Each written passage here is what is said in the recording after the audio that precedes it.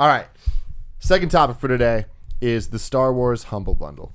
So you guys familiar with Humble Bundle, right? Yes. Okay, cool. Greg, do you want to explain it to people a little bit? Humble Bundle is a service where they bundle together a bunch of games for a very, very low price. Mm-hmm. So it's kind of name your price. And so for this, if you just pay whatever you want, you get Star Wars Knights of the Old Republic, Star Wars Jedi Knight, Jedi Academy, or Star Wars Jedi Knight, Jedi Academy, and Star Wars Dark Forces. Then if you go a little over $10, you also get Star Wars Battlefront 2, Star Wars Knights of the Old Republic 2, and Republic Commando. And then for $12 or more, you also get Force Unleashed, the Ultimate Sith Edition, Force Unleashed 2, and Star Wars Emperor at War. So, what's cool about this to me is that everyone's all excited. Star Wars is back. The movie's coming out. We know Battlefront's coming out. Star Wars has a great lineage in video games. Yeah. And I feel like all of us at some point enjoyed a Star Wars game.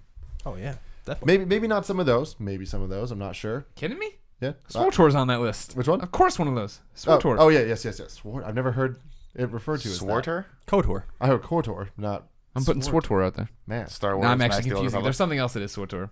KOTOR is what I'm trying to say. KOTOR, yeah. Yes, I know. Oh, We've the Old covered the Republic fucking is fact. SWTOR. Yes, thank you very much. Okay. Wow. KOTOR is on that list. My And question two. to you guys Which was that? is, what are your favorite Star Wars game memories? And what are you excited for? Are you guys excited for Battlefront? My favorite Star Wars games... KOTOR is a great game, but my favorite Star Wars games are the Super Nintendo Star Wars games. Those are, really? Yeah, those are extraordinary. Those are so extraordinary good. games. And I think So I good. want to feel like what's so weird about them is I Not feel Star like Wars. The first one was kind of crap. Super Star Wars, Super Empire, Super Jedi. Yeah, Super Empire was I think they got better actually as they went along. But I feel like JVC and some like weird people were behind these games, like totally random. The television people? Yeah. Yeah. I feel like they published them Stereo. and they were. I might be remember. I think that's true. And I remember my brother had all three of those games. We'd play them. They're hard, and I feel like it's interesting to play a 2D technically limited game like that tries to retell the entire story. So you're like, there's a stage where you're like on the sandcrawler, like you're never on the sand, like really on the sandcrawler, except for like as 3PO and R2, but like you're on it somehow. We should go like back and play those. I've been thinking about it a lot. I feel like they might be on go Virtual back and play Console. I'm not those. positive about that. I don't think they are. I feel like, I thought that maybe they were because I have them and I don't know where the hell they are. They're back home. But those games were really good and they were hard and they changed a lot, which was really cool. They reminded me a little bit of the G.I. Joe games. I don't know if you guys played the Taxon G.I. Joe games on NES. No. That there was two of them. They were actually made by different developers and you would pick a different character. You can play Snake Eyes, plays Duke or whatever, and the game kind of changed depending on who you played as. In this game, in the Star Wars games, there was different feels to the game and different ways you went about things. I remember those games being extraordinary, and I had TIE Fighter and I had X-Wing and all these games on my PC. I didn't really care for them. I wasn't really into those kinds of games. I loved X-Wing. It just wasn't really my kind of game. I mean, I admire and respect the hell out of those games. That's where you're flying in space, right? Fighting stuff? Yeah. All right. But then I didn't really fall in love with games again until like Rogue Squadron and Never tell me you're screwing and with me. then No, that was a real question. And then KOTOR. KOTOR, come on. And am I excited about Battlefront? I am, but like the last time we played Battlefront was on PSP. Yeah. And I reviewed it. I just and I just don't like multiplayer. Like it's just if it's multiplayer centric and whatever. I don't that's care. my big concern with Battlefront. If it is Give me a campaign. continuation that's just multiplayer, it won't just be multiplayer, I'm sure. But if it was, the PSP ones were fine. But yeah, Knights of the Old Republic. Come on, that's what motivated me to buy my Xbox. That was one of the big ones. Is why I bought the Xbox and then There's Halo and then that. I mean, dude, I there didn't even care about Halo. I was just so into what I went to a friend's house and played for like 10 minutes. I was like, holy shit, this is awesome. I never played Knights of the Old Republic. I did play Jedi Knight. I played all of it because I was a big PC gamer back in the day. So I played, I think it was the Dark Forces. Yeah, there's two of those, I think. Whatever there was. Kyle Katarn was one of the main characters in one of them, and then there was Dash Rendar, which I think that was Shadows of the Empire. That was Shadows of the Empire. So Kyle Katarn must have been. He was Jedi Knight for sure. I can't remember who you played as in that first PC game. I gotta look this up. But I was obsessed with X-Wing, obsessed with TIE Fighter, and I always remember the story. My good friend Clay Wilkinson back in the day. It was Shout out Clay Wilkinson. 7th grade. He's a lawyer now, lives in LA. Was like, you got to play this. This is awesome. Started playing and I was like, this game is terrible because I was playing with a keyboard and mouse. And he's like, no. You can't. The mouse for some reason wasn't responsive. You got to get a flight stick. So I went and I got one of these badass $200 flight sticks. I had to save up for frig all ever, and it just changed the game completely. And from that, because I was huge into like Ace of the Pacific and like Red Bear and all those games. So X-Wing was amazing. TIE Fighter I played a little bit less because they started putting a couple other different mechanics in there. And then when I think it was Dark Forces. I got to look this up. Dark Forces came out and it was the first person shooter that they did. It was like Doom. It was on rail, not on rails, but you didn't have an XY axis. You just kind of like were here.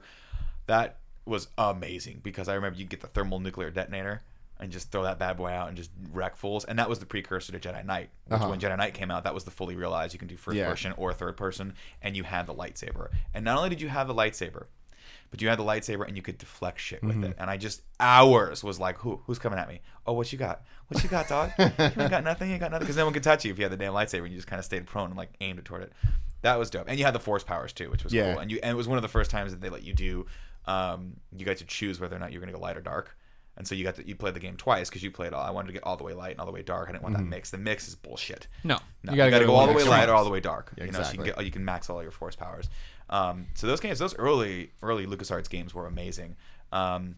I didn't play the one with Starkiller though. Either of those. Oh, Force Unleashed. Force Unleashed. I didn't play those. They were fun, but they were like popcorn. You just you blew through them. They were, there was nothing really to it, right? You're smashing shit, killing shit. It was. I liked them. They were fun. They're enjoyable. Yeah, definitely. exactly. I know people that love them. Really? Kevin loves those Kevin games. loves them. Yeah. They're beautiful to look See, at. I was a little Because of Sam Witwer. I was a little too young for the PC games for all that because I remember the kid across the street had all those, and like I remember he loved them so much. He kept trying to get me into them, but I just couldn't wrap my head around it because I was a dumb little kid. You dumb Tim. But the Super Nintendo games, I loved those. But I worry that they don't hold up because a lot of the 2D platformers that aren't Mario or like the core stuff for Super Nintendo, when you go back and play it, like a lot of the Disney games like Lion King and Aladdin and stuff that you remember and you're like, those are amazing. You play them, it just feels super floaty and all that. And I worry that Star Wars would be a lot floatier than I wanted it to be. I think I played through those games like twice a piece. I remember I remember playing Empire Strikes Back first and going, oh my god, this is amazing.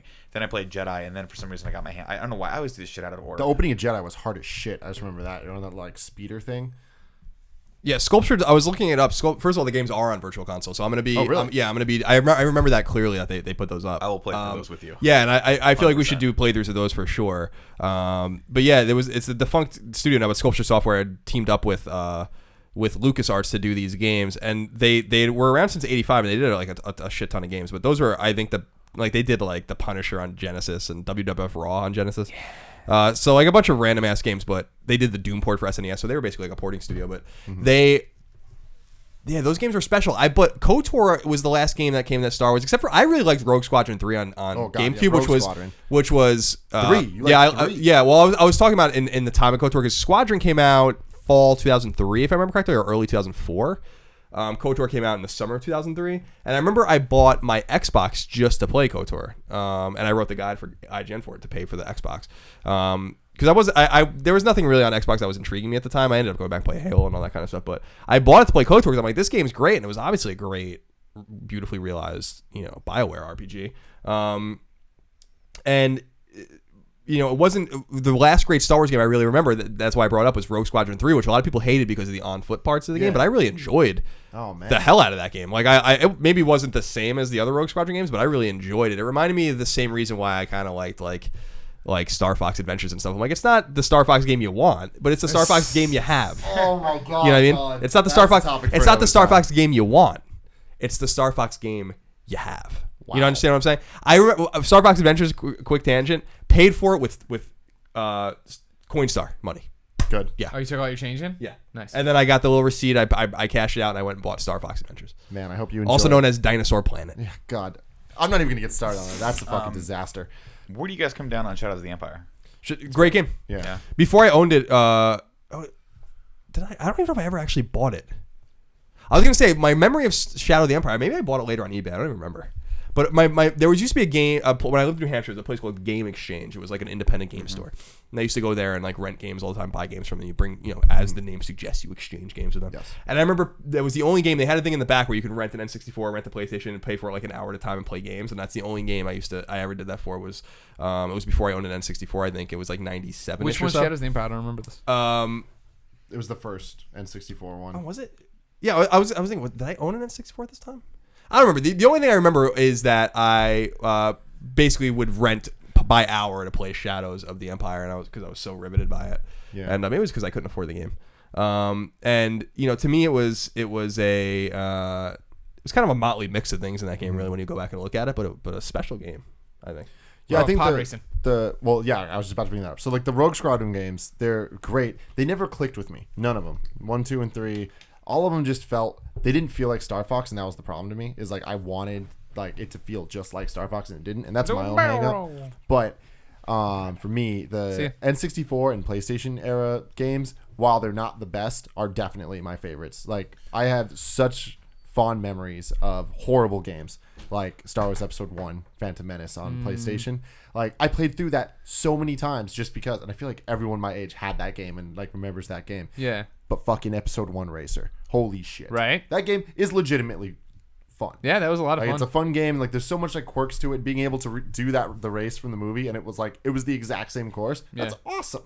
And like you can hook up 2 N64 controllers and like control it like he actually did. Yep. And like you just pretend some bulb was next to you and just like talk in the accent and do all that. Ani. Yeah, exactly. It was just riveting. Simply. And riveting. that was the one too where there was a hidden Episode 2 ship in it, right? And when Episode 2 came out, they revealed the code or whatever to unlock it or some shit like that. Jedi, or what was Starfighter?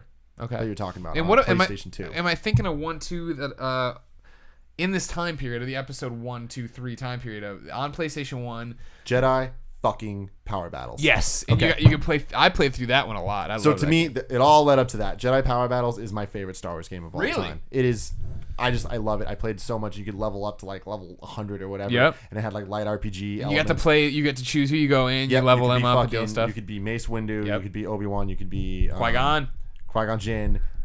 We have some chick. I don't remember the chick. Or my boy Plo Koon, who Brian Albert knows all about. Me and my friend Michael Bryan had a theory about Qui-Gon Jinn, that he wasn't really dead and that he was actually a Sith or something like that. Because if you remember, in Episode 1, he gets stabbed and doesn't disappear. Yeah. And somebody asked George Lucas in an interview, what's the deal with that? And Lucas, of course, like, it's going to be explained. Don't worry. It's a story. It's something to the story. And everybody's like, oh. And then in Jedi Power Battles, Qui-Gon was super weak. And we're like, this is another Easter egg. This is tied into why he didn't disappear. He's not a true Jedi. Da, da, da, da. None of it ever mattered.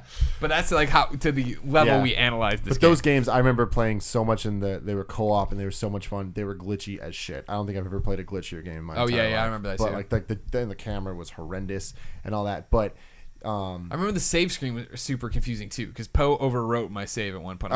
That's true. It's like whatever, but it was like I couldn't blame him because I know how screwed up it was to get in to say you want to do this but not do that. I remember it was all screwed up.